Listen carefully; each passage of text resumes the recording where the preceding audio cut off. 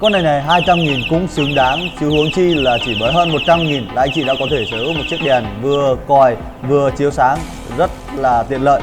Và ngoài ra thì về độ sáng nó có tới 3 chế độ sáng: nháy, nhấp nháy, sáng mạnh và sáng vừa, đảm bảo là mọi người đi trong đêm sẽ rất là an toàn. Và mọi người có thể để ý là em lắp chiếc đèn này rất là nhanh, chỉ chưa tới 3 giây là có thể lắp được chiếc đèn này rồi. Và cái điểm hay trên con xe này, cái đèn này nữa là có thể là chống nước. Thế nên là khi mọi người đi xe đạp chẳng may gặp trời mưa thì vẫn rất là yên tâm, vì đèn này có khả năng chống nước rất là bền.